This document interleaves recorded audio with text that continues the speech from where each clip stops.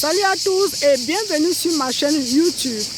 Le but de ma chaîne est de vous motiver et de vous encourager à vous lancer dans l'entrepreneuriat parce que l'entrepreneuriat est le seul pilier pour nous faire sortir de la dépendance financière.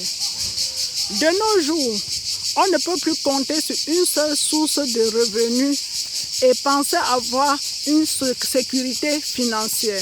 Parce qu'on se rend compte que même les sociétés étatiques tombent faillite. À plus forte raison, les sociétés privées. Et il y a un adage africain qui dit qu'il ne faut pas mettre tous ses œufs dans un même panier. Donc si vous avez une seule et unique source de revenus, croyez-moi, vous n'êtes pas en sécurité. Parce que le jour où votre société tombe faillite, comment feriez-vous pour continuer à maintenir votre rythme de vie, pour continuer à payer vos dettes, pour continuer à maintenir vos engagements? Parce que d'aucuns ont des prêts en banque, d'aucuns ont beaucoup d'autres engagements financiers. Comment feriez-vous pour maintenir ces engagements et respecter ce que vous avez signé comme engagement? Beaucoup vont dire qu'ils vont trouver un autre boulot. Et beaucoup vont aussi penser qu'ils vont utiliser les réserves. Mais croyez-moi, dans la pratique, ce n'est pas du tout facile. Parce que quand vous puisez dans vos réserves sans avoir d'autres sources de revenus, c'est assez difficile. Et ce n'est pas toujours facile d'avoir travaillé 10 ou 15 ans dans une société et se retrouver dans une autre société. Déjà, on va vous proposer peut-être un poste qui ne vous convient pas du tout et vous serez obligé d'accepter parce que vous n'avez pas de choix. Parce que vous avez pris des engagements, vous avez des prêts que vous avez pris en banque et que vous deviez respecter tous les jours. Certains vont même jusqu'à perdre leur maison parce qu'ils ont pris l'engagement de toujours verser une somme par mois pour leur maison pour une durée de 20 à 25 ans. Après 15 années de travail, la société tombe faillite. Ils se retrouvent totalement coincés. Alors les amis, diversifier les sources de revenus est la seule clé du succès. Afin de générer à côté d'autres revenus. Donc, il est vraiment facile de le faire. Il suffit de vouloir. Aujourd'hui, nous allons parler de comment piloter votre business à distance. Beaucoup veulent s'engager dans l'entrepreneuriat, mais ils se posent toujours la question de savoir comment je vais piloter mon business, comment je vais gérer mon business à distance. C'est facile de gérer son business à distance, mais pas très facile, mais c'est bien faisable. Donc, n'ayez pas peur. Comme tout business, il y a toujours un petit risque. Ne pensez pas que vous pouvez entrer dans l'entrepreneuriat sans risque. Donc, ne pensez pas que tout est facile. Je vais vous dire que l'entrepreneuriat demande beaucoup plus de la motivation et d'engagement. Donc, si vous n'êtes pas motivé, vous ne pouvez pas faire de l'entrepreneuriat parce que c'est un domaine qui n'est pas du tout facile, mais une fois que vous avez débloqué les clés, tout devient facile et gérable. L'entrepreneuriat regorge beaucoup de risques comme toute activité. Mais je vais vous dire, quand vous êtes salarial et vous êtes dépendant d'une société, vous avez un très grand risque qui dépasse l'entrepreneuriat. C'est ce que beaucoup ne savent pas. Beaucoup se disent que si j'ai un contrat à durée déterminée, j'ai sécurisé ma vie. Non, vous vous trompez. Le plus grand risque que vous courez est déjà de travailler pour quelqu'un. Donc si vous parvenez à courir ce risque, ce n'est pas dans l'entrepreneuriat que vous ne pouvez pas faire. Donc le plus grand risque, c'est de travailler pour quelqu'un parce que votre salaire dépend de votre patron. Si le patron se fâche ou bien il vous laisse à la maison, vous n'avez rien comme argent. Le patron peut décider de vous faire travailler 5 jours la semaine comme 3 jours la semaine. Donc le patron peut vous piloter comme il veut. Donc quand tu es déjà salarial ou bien dépendant d'une société, tu as couru le plus grand risque. Donc, ne pensez pas que investir ou bien être entrepreneur, c'est le plus grand risque. Non, vous êtes déjà en train de prendre le plus grand risque de votre vie. Donc, entreprendre demande beaucoup plus de la motivation. La première clé pour pouvoir gérer son business à distance est de trouver des personnes de confiance. Une personne ou bien des personnes de confiance. C'est la clé qui est vraiment la plus importante parce que sans personne de confiance, votre business ne peut pas progresser. Donc, former une équipe avec des personnes de confiance est vraiment la clé essentielle pour la réussite d'un bon business. Pour cela, quand vous avez trouvé des personnes de confiance, vous fixez des modalités et vous respectez vos engagements. Ce n'est qu'en respectant vos engagements, le paiement et les modalités de paiement que vous pouvez exiger en retour de l'assiduité, de l'intégrité et de l'honnêteté. La deuxième clé est celle de créer, par exemple, un groupe WhatsApp avec vos collaborateurs.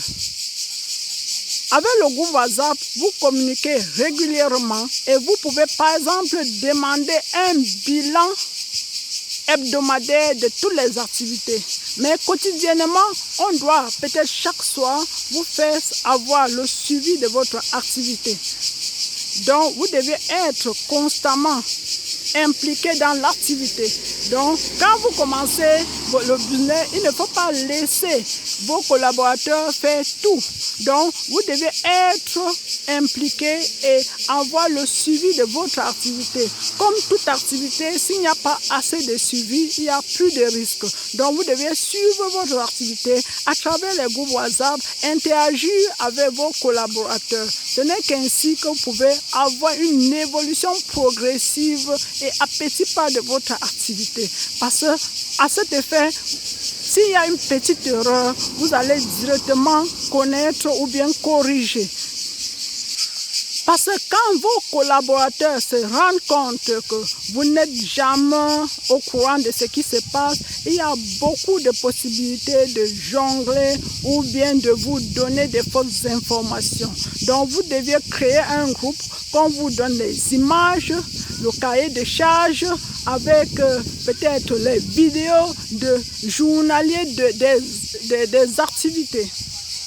Donc, journalièrement, vous devez avoir au moins un bref aperçu des activités. Et de manière hebdomadaire, vous devez avoir un résumé des activités de tous les jours de la semaine. Donc, voilà. Dès que vous commencez l'activité, il faut déjà mettre ces bases claires. Donc, communiquez régulièrement avec vos collaborateurs et demandez-leur un bilan hebdomadaire et un petit bref aperçu journalier de chaque activité. La troisième clé est celle de s'associer avec les gens de la diaspora ou bien des gens qui sont déjà sur place. Si vous vous associez avec des gens de la diaspora, vous pouvez organiser des voyages à tour de rôle. Par exemple, après chaque 3 mois, une personne d'entre vous voyage afin d'implémenter, afin d'apporter des éléments exacts, afin de voir exactement ce qui se passe et confronter ce qui se passe avec ce que vous avez eu à travers des groupes. Parce que quand il va sur place, il note les difficultés qu'il rencontre sur place, il note toutes des anomalies et il vous confirme les attitudes de ce qui se passe dans des groupes ou bien dans des cahiers de charges. Donc, n'oubliez pas cet aspect. Essayez toujours d'envoyer une personne et faites à tour de rôle afin de mieux contrôler l'activité. Parce que le plus souvent, entre ce qu'on vous dit et ce que vous voyez, il y a une grande fossé. Donc, n'oubliez pas cet aspect. C'est des sacrifices. Quand on dit entrepreneur, on veut aussi dire sacrifice. Donc, on ne peut pas prétendre avoir de l'argent sans sacrifice. Donc, Les voyages font partie de sacrifice. Il n'y a pas seulement de l'argent qui compte, mais c'est surtout ce voyage. Parce que même si vous avez des personnes compétentes, motivées et qui sont laissées à eux-mêmes, à la fin, ils vont finir par ne plus vous donner des informations claires. Donc, quand ils savent qu'à tout moment, vous pouvez venir vérifier et contrôler ce qu'ils vous ont fourni comme information, le sérieux continue à régner dans leur tête. La dernière clé est celle de confier votre activité à une coopérative de gestion des projets. Je ne conseille pas cette dernière clé à ceux qui viennent de se lancer dans l'entrepreneuriat ou bien à ceux qui ne maîtrisent pas bien le domaine dans lequel ils entreprennent. Parce qu'il ne faut pas avoir totalement confiance à ces sociétés de gestion de projets parce que beaucoup sont malhonnêtes et beaucoup ne respectent pas les délais et beaucoup créent au fur et à mesure des dépenses supplémentaires. Donc, je ne vous conseille pas de commencer par la dernière clé. Donc, il faut bien être apte, il faut connaître les contours de votre activité afin de penser à la dernière clé. Alors les amis, je vous prie de liker, partager et commenter. Soyez généreux les amis, c'est gratuit. Likez, commentez et partagez afin que tous les jours, on essaie de s'entre-éduquer. Parce que personne ne possède le monopole du savoir. On est ici pour s'entre-éduquer. Laquelle de ces clés vous a beaucoup marqué? N'oubliez pas d'écrire en commentaire ou envoyez-moi un message. Et si vous avez déjà commencé à entreprendre en Afrique, n'hésitez pas de nous donner votre retour d'expérience. J'attends vos commentaires, j'attends vos suggestions et j'attends d'autres clés parce que toujours il y a vraiment beaucoup de clés que je n'ai pas énumérées. On attend vos interventions.